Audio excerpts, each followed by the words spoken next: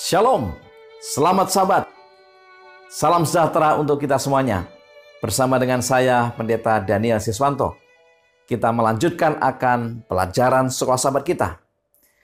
Saudara sekalian, kita telah tiba di pelajaran yang kelima di triwulan yang ketiga di tahun 2022 ini. Pelajaran pekan ini dengan judul Sangat Panas. Namun, sebelum kita akan melanjutkannya, mari kita tunduk kepala dan kita berdoa.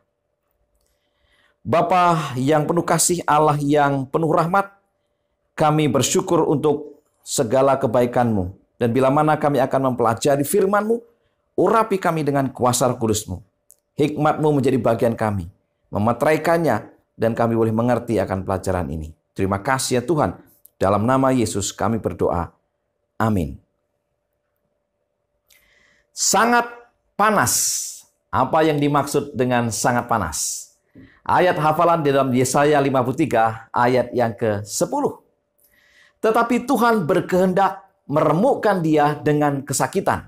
Apabila ia menyerahkan dirinya sebagai korban penebus salah, ia akan melihat keturunannya, umurnya akan lanjut, dan kehendak Tuhan akan terlaksana olehnya. Saudara sekalian, apa yang harus kita pikirkan tentang Tuhan ketika Dia membuat kita atau membiarkan kita melewati cobaan yang berat? Bagaimana mereka seperti Abraham, Ayub, atau bangsa Israel diubahkan oleh pencobaan-pencobaan itu? Apa yang dapat membantu kita untuk melewati cawan lebur dengan penuh kemenangan tanpa mengubah persepsi kita tentang Tuhan? Mari kita pelajari akan pelajaran ini. Di pelajaran hari Minggu dengan judul Abraham dalam cawan lebur. Kejadian 22 ayat 1 sampai dengan 2. Setelah semuanya itu Allah mencoba Abraham. Ia berfirman kepadanya, Abraham, lalu sahutnya, ya Tuhan, firman-Nya, ambillah anakmu yang tunggal itu yang engkau kasih, yakni Ishak. Pergilah ke tanah Moria dan persembahkanlah dia di sana sebagai korban bakaran pada salah satu gunung yang akan kukatakan kepadamu. Perintah Tuhan untuk mengorbankan Ishak adalah perintah yang unik dengan berbagai tujuan. Ujian kepada Abraham ini lebih hebat daripada apa yang sudah dihadapkan kepada Adam. Penurutan terhadap larangan yang telah dikenakan kepada leluhur kita yang pertama tidak mencakup penderitaan. Tetapi perintah yang diberikan kepada Abraham menuntut pengorbanan yang amat menyayat hati. Tidak ada ujian lain yang dapat mengakibatkan Abraham menderita tekanan jiwa yang begitu hebat seperti dengan cara mengorbankan anaknya. Apa tujuan Tuhan dengan menyuruh Abraham untuk mempersembahkan Ishak sebagai korban bakaran? Kejadian pasal yang ke-22. Yang pertama, kesedihan yang ia derita selama hari-hari ujian yang gelap dan hebat itu dibiarkan terjadi kepadanya agar dia dapat mengerti dari pengalamannya sendiri sesuatu mengenai kebesaran daripada pengorbanan yang diadakan oleh Allah yang Maha Kuasa untuk penebusan manusia. Terdapat di dalam tulisan Ellen G. White, Alfa dan Omega, jilid 1 halaman 173. Yang kedua adalah untuk meninggalkan kesan kepada pikiran Abraham dengan pernyataan daripada Injil. Sebagaimana juga untuk menguji imannya bahwa Allah telah memerintahkannya untuk menyembelih anaknya. Alfa dan Omega jilid 1 halaman 174.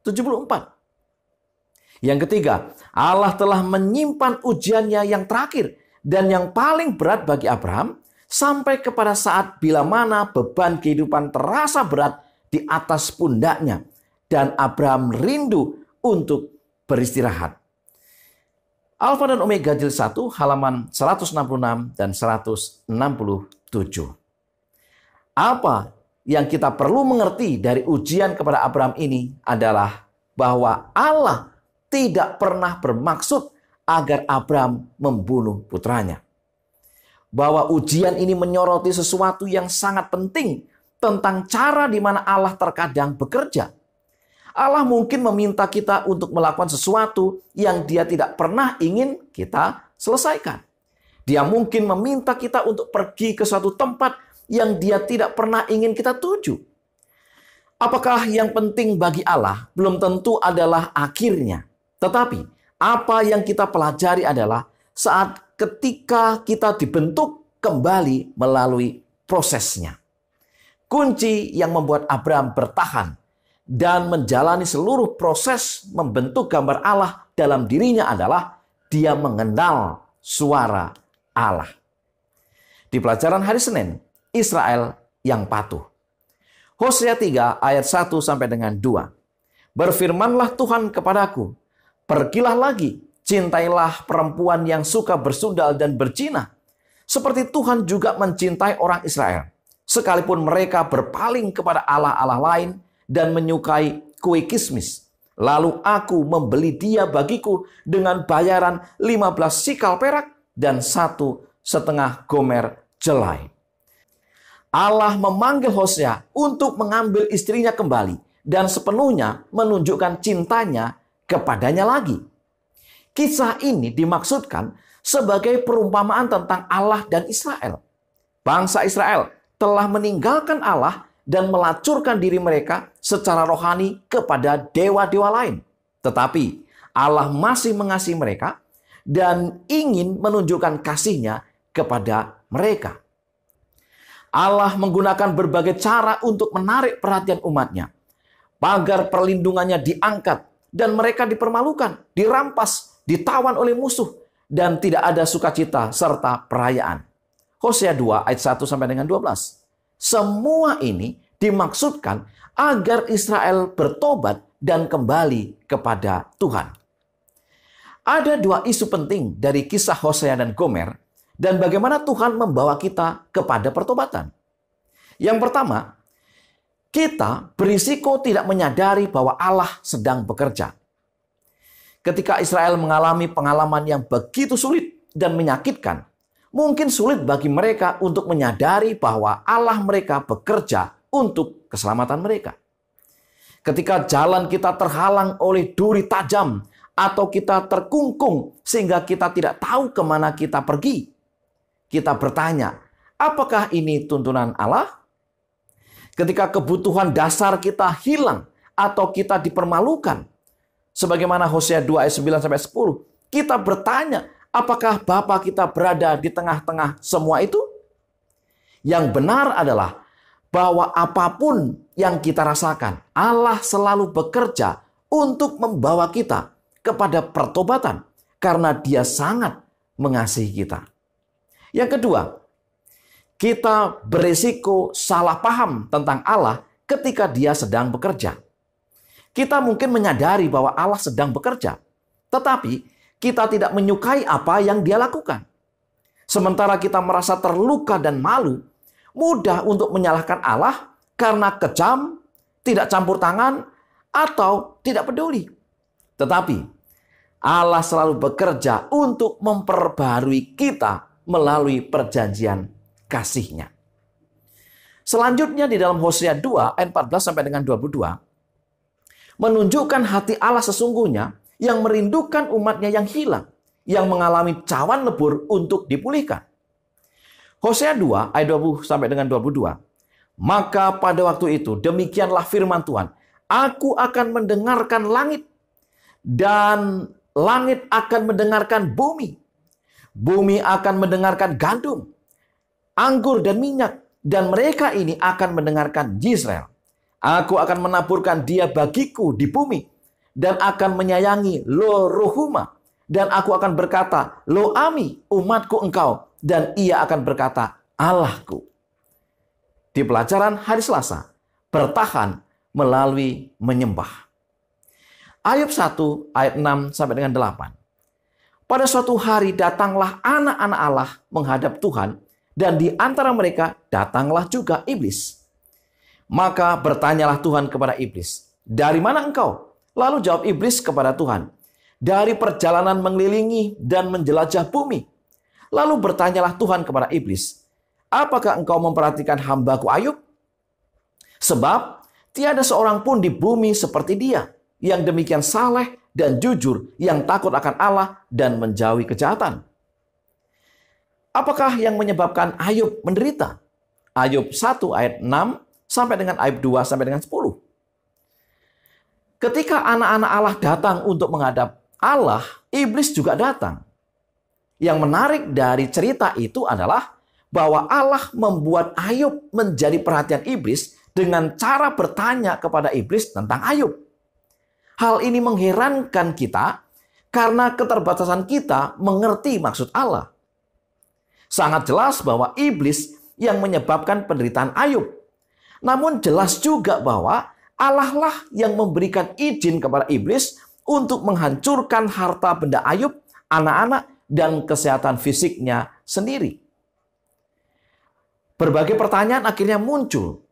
Pertama, jika Allah memberikan izin kepada Ayub untuk menderita, apa bedanya? Apakah Allah atau iblis yang secara pribadi menyebabkan penderitaan?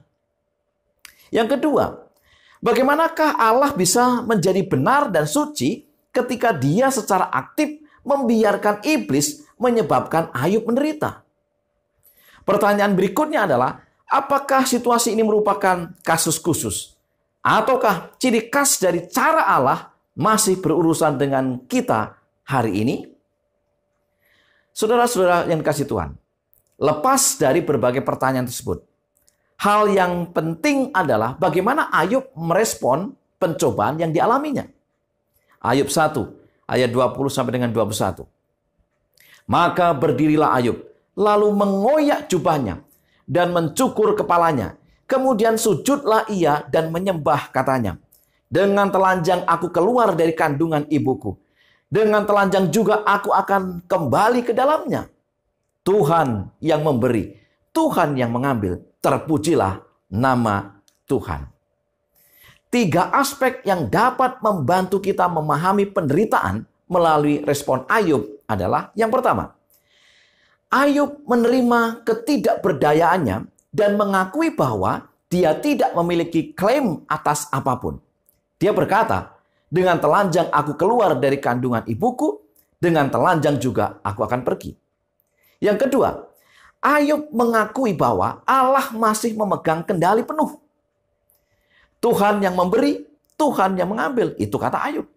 Dan yang ketiga, Ayub menyimpulkan dengan menegaskan kembali kepercayaannya pada kebenaran Allah. Dan dia katakan, terpujilah nama Tuhan. Di pelajaran hari Rabu, bertahan melalui pengharapan. 2 Korintus 1 ayat 8 sampai dengan 9. Sebab kami mau saudara-saudara, supaya kamu tahu akan penderitaan yang kami alami di Asia Kecil. Beban yang ditanggungkan atas kami adalah begitu besar dan begitu berat, sehingga kami telah putus asa juga akan hidup kami. Bahkan kami merasa seolah-olah kami telah dijatuhi hukuman mati. Tetapi hal itu terjadi supaya kami jangan menaruh kepercayaan pada diri kami sendiri, tetapi hanya kepada Allah yang membangkitkan orang-orang mati. Saudara sekalian, Rasul Paulus telah menanggung banyak beban berat ketika memilih melayani Yesus. 2 Korintus 11 ayat 23 sampai dengan 29 menjelaskan penderitaan Paulus. Namun, ia tidak hancur karena beban berat itu. Bahkan, ia bertumbuh dalam pujiannya bagi Allah. Bagaimana penderitaan Paulus menjadi sebuah panggilan yang lebih kuat untuk pelayanan? Yang pertama, belajar dari prinsip kehidupan Yesus. Ibrani 4 ayat 15. Allah ingin melayani melalui kita kepada orang-orang yang menderita. Ini berarti bahwa Dia mungkin pertama-tama mengizinkan kita untuk mengalami rasa sakit yang sama. Kemudian kita akan memberikan dorongan bukan dari teori, tetapi dari pengalaman kita sendiri akan belas kasihan dan penghiburan Allah. Inilah yang dialami Paulus di dalam 2 Korintus 1 ayat 4. Yang kedua, kita dapat mempercayai Allah. 2 Korintus 1 ayat 9. Uraian Paulus yang gamblang tentang kesulitannya tidak membuat kita merasa kasihan kepadanya. Hal itu terjadi agar kita tahu bahwa bahkan ketika kita berada di kedalaman, Bapa masih bisa campur tangan untuk membawa belas kasihan dan penghiburannya. Kita mungkin putus asa, bahkan atas hidup kita sendiri, dan bahkan terbunuh. Tetapi jangan takut, Allah sedang mengajar kita untuk bersandar kepadanya. Pertanyaan berikutnya adalah, apakah yang membuat Rasul Paulus tetap teguh ketika menghadapi kesulitan? 2 Korintus 1 ayat 10 sampai dengan 11 menjelaskan beberapa poin berikut. Yang pertama, rekam jejak Allah yang terbukti. Dia telah membebaskan kita dari bahaya yang mematikan, dan Dia akan membebaskan kita lagi. Itu yang tercatat dalam firman Tuhan. Yang kedua, tekad Paulus untuk memusatkan konsentrasinya pada Allah sendiri.